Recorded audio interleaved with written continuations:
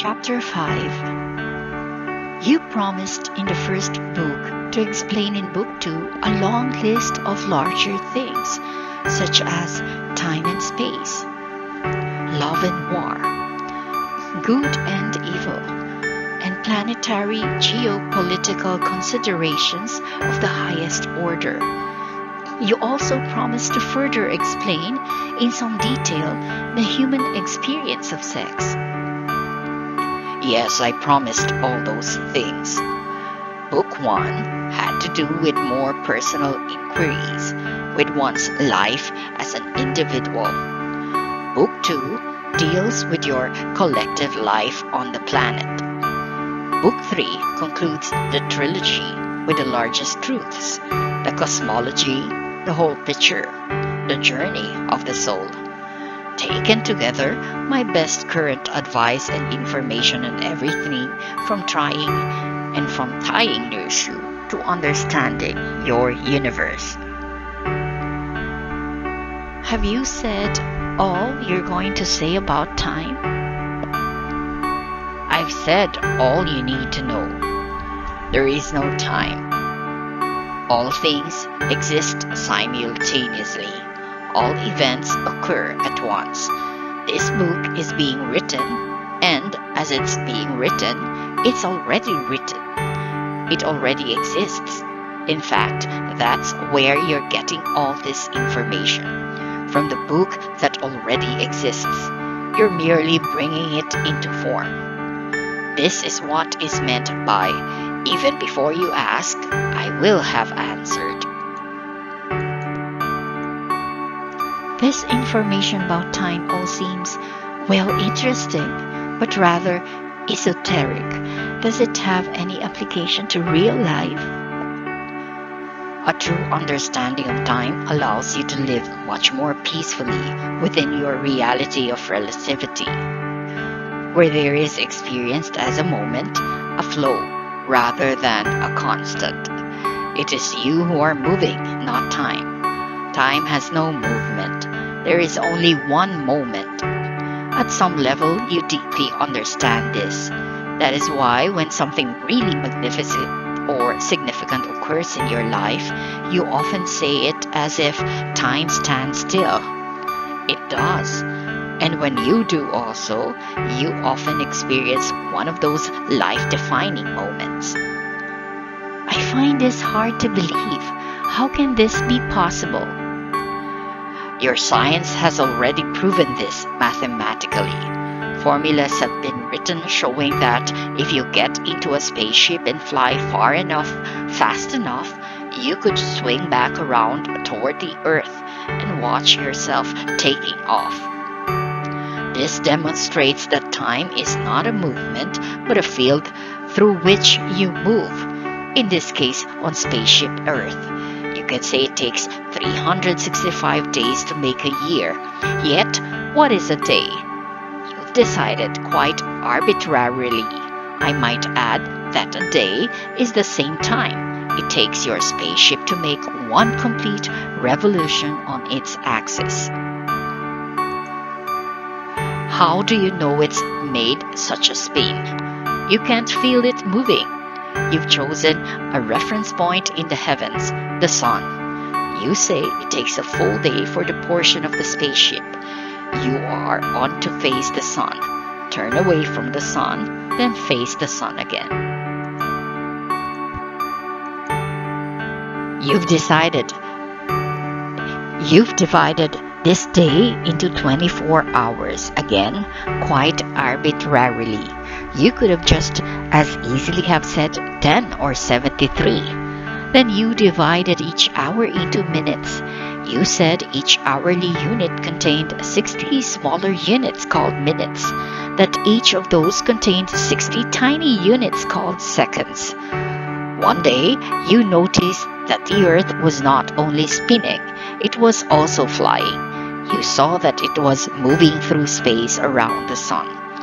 You carefully calculated that it took 365 revolutions of the Earth for the Earth itself to revolve around the sun. This number of Earth spins you called a year.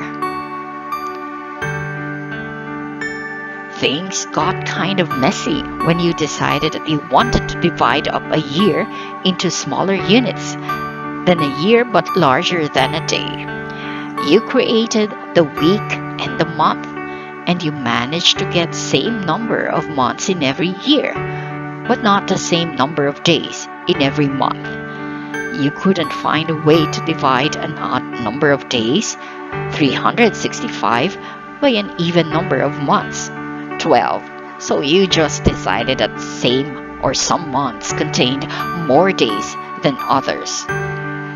You felt you had to stay with 12 as the yearly subdivider because that was the number of lunar cycles you observed your moon moving through during a year. In order to reconcile these spatial events, revolutions around the sun, spins of the earth on its axis, moon cycles, you simply adjusted the number of days in each month. Even this device didn't solve all the problems because your earlier inventions kept creating a buildup of time which you didn't know what to do with. So you also decided that every so often one year would have to have a whole day more.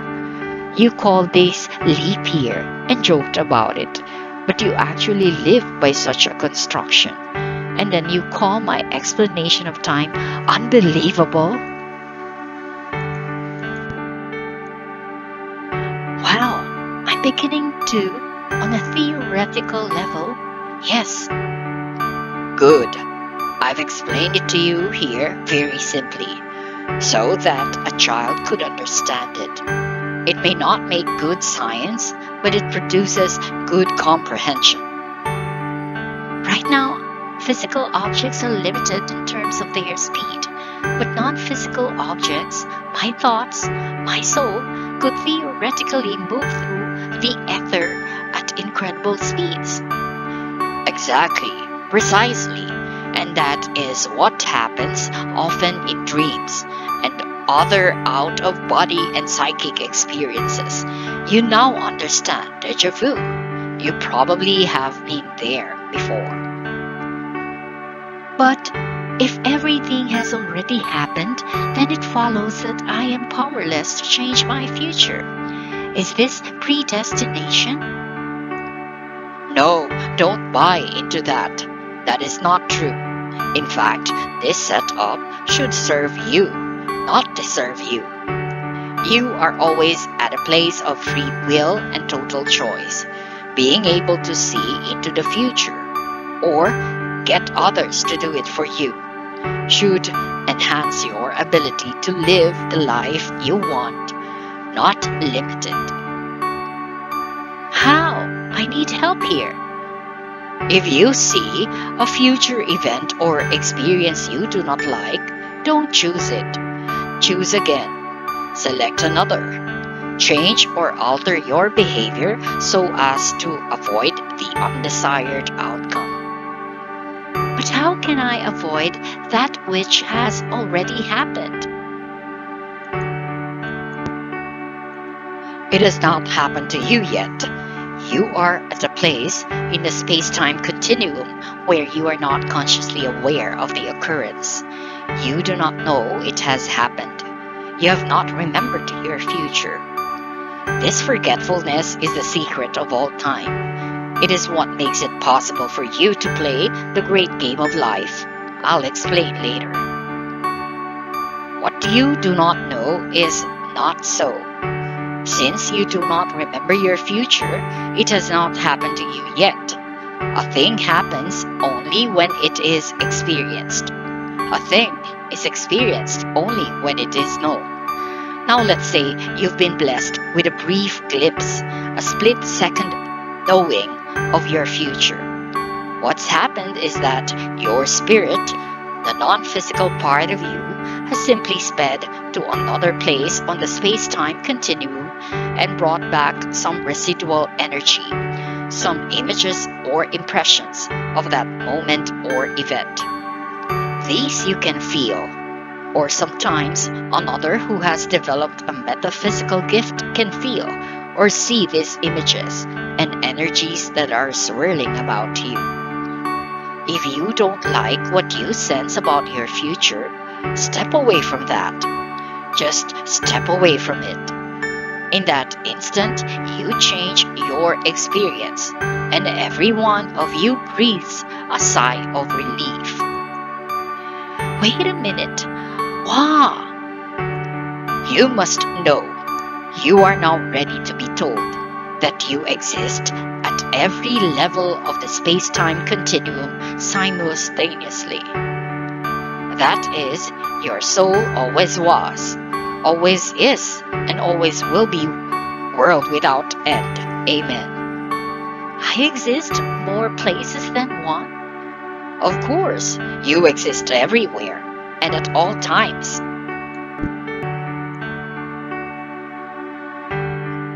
There is a me in the future and a me in the past.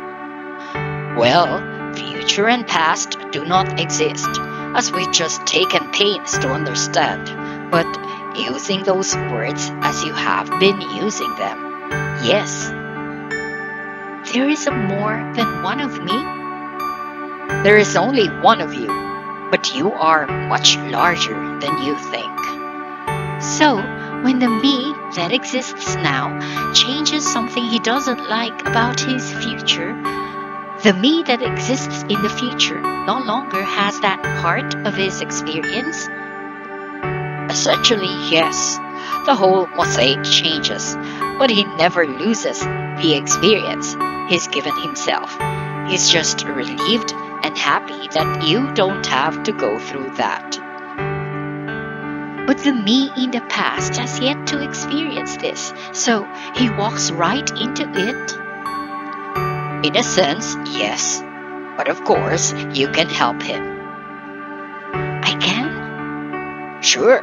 First, by changing what the you in front of you experienced. The you behind you may never have to experience it.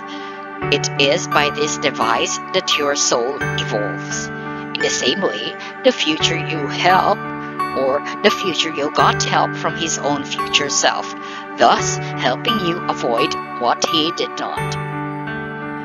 Yes, and it's intriguing. But now I have another question. What about past lives?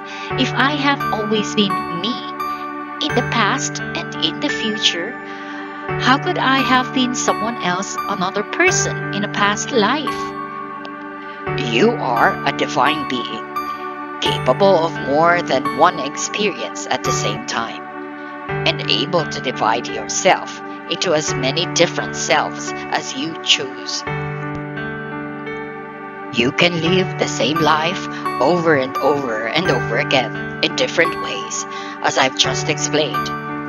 And you can also live different lives at different times on the continuum. Thus, all the while you're being you here, now, you can also be and have been other selves in other times and places. Good grief, this gets complicateder and complicateder. Yes, and we've really only just scratched the surface here. You just know this. You are a being of divine proportion, knowing no limitation. A part of you is choosing to know yourself as your presently experienced identity. Yet, this is by far not the limit of your being, although you think that it is. Why? You must think that it is, or you cannot do what you've given yourself this life to do. And what is that? You've told me before, but tell me again, here and now. You are using all of life, all of many lives, to be and decide who you really are, to choose and to create who you really are, to experience and to fulfill your current idea about yourself. You are in an eternal moment of self-creation and self-fulfillment through the process of self-expression. You have drawn the people, events, and circumstances of your life to you as tools with which to fashion the grandest version of what is ongoing, never-ending, and multi-layered.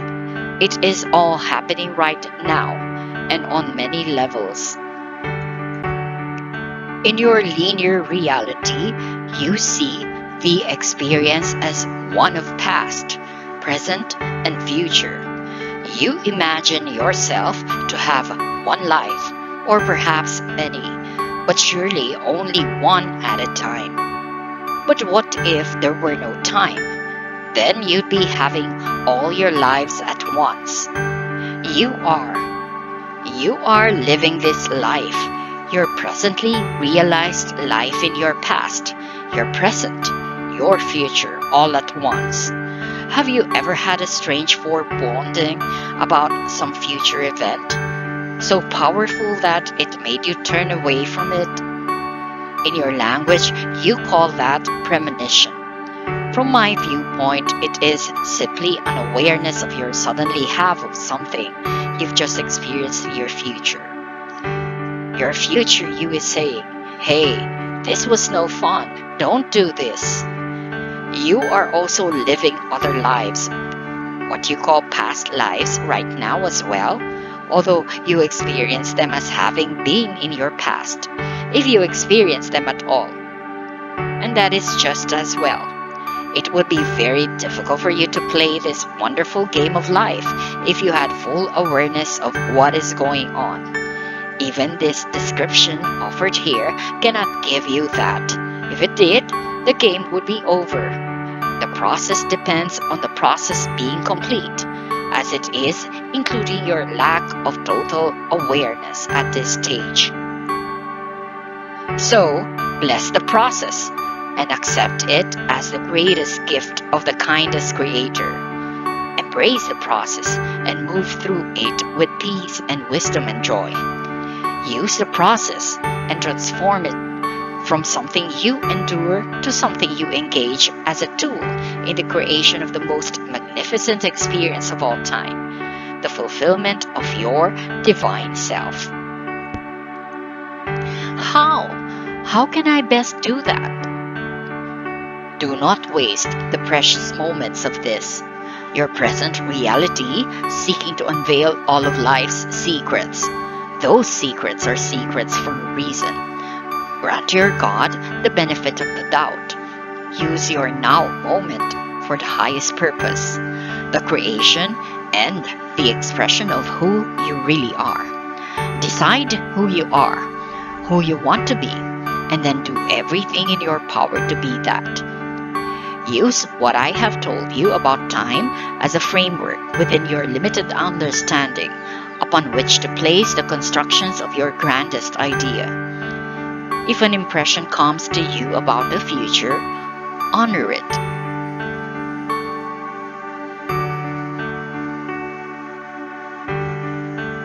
If an idea comes to you about a past life, see if it has any use for you.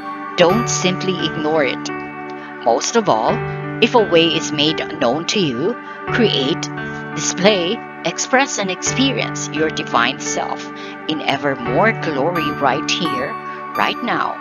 Follow that way, and the way will be made known to you because you have asked it. Producing this book is a sign of your asking, for you could not be producing it right now before your very eyes, without an open mind, an open heart, and a soul which is ready to know. The same is true of those who are now reading it, for they have created it too. How else could they know, and how else could they now be experiencing it?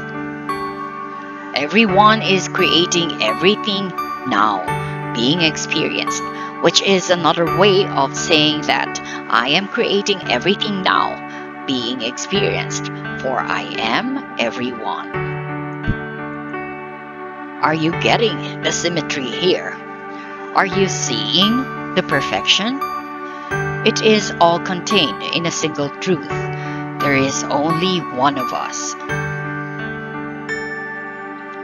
Chapter 6. Tell me about space.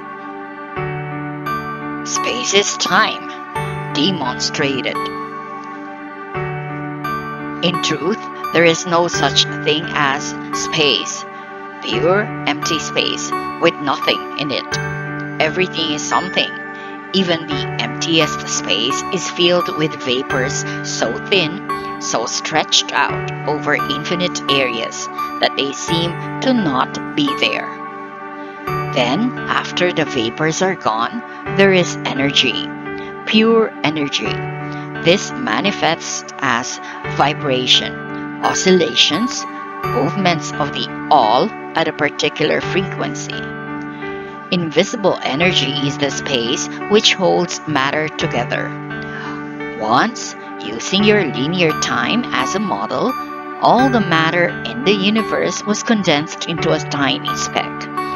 You cannot imagine the denseness of this, but that is because you think that matter as it now exists is dense. Actually, what you now call matter is mostly space. All solid objects are 2% solid matter and 98% air. The space between the tiniest particles of matter in all objects is enormous. It is something like the distance between heavenly bodies in your night sky. Yet, these objects you call solid.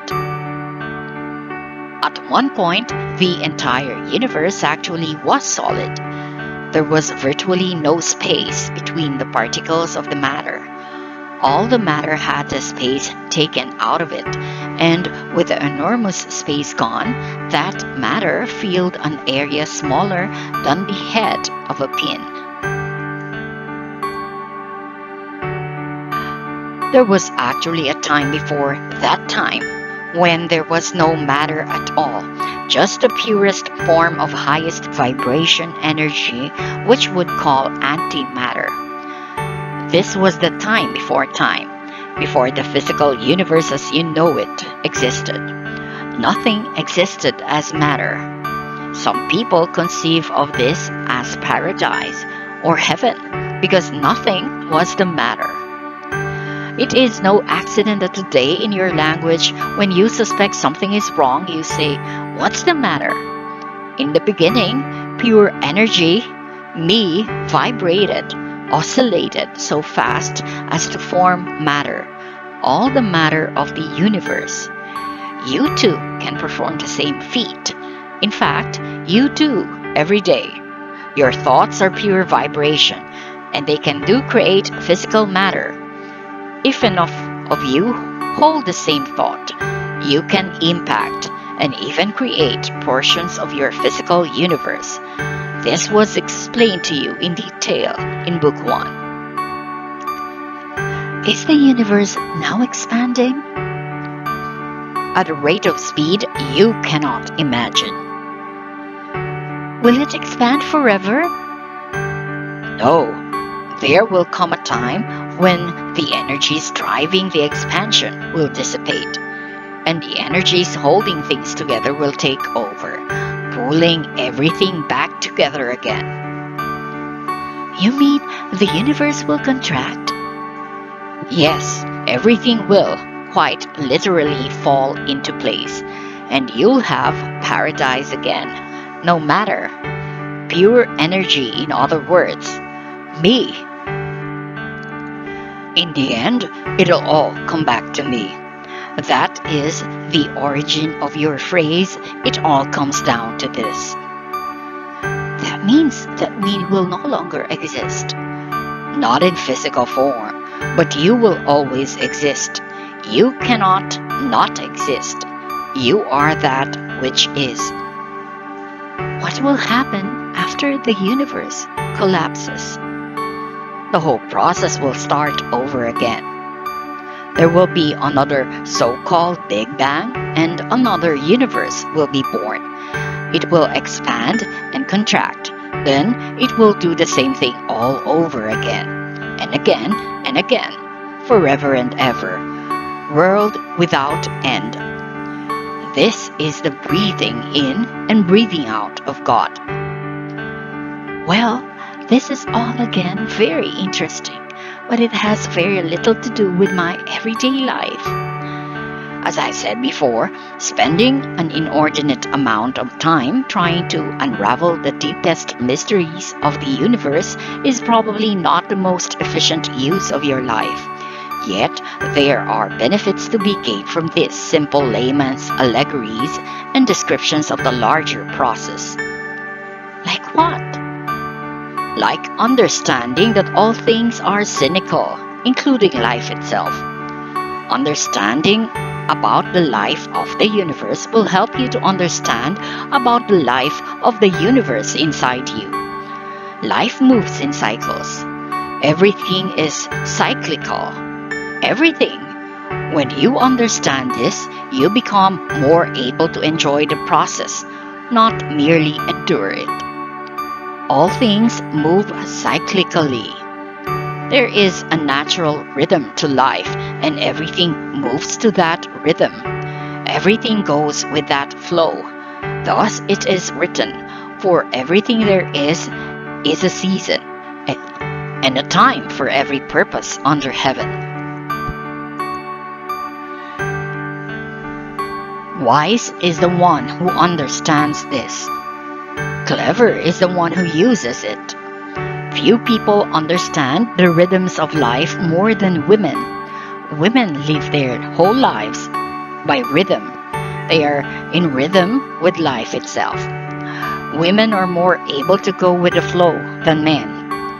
Men want to push, pull, resist, direct the flow. Women experience it, then mold with it to produce harmony. A woman hears the melody of flowers in the wind. She sees the beauty of the unseen. She feels the tugs and pulls and urges of life.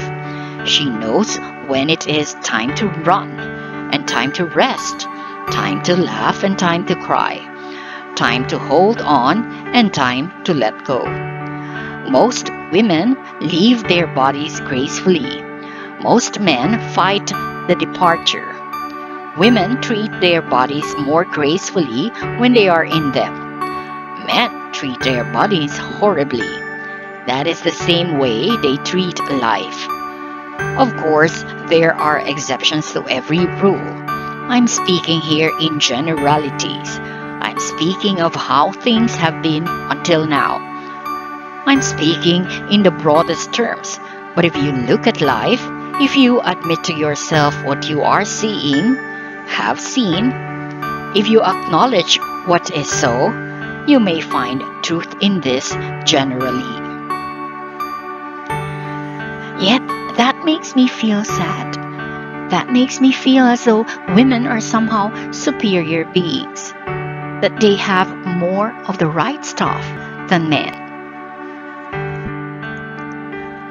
Part of the glorious rhythm of life is the yin and the yang. One aspect of being is not more perfect or better than another. Both aspects are simply and wonderfully that. Aspects. Men obviously embody other reflections of divinity, which women eye with equal envy. Yet it has been said that being a man is your testing ground, or your probation.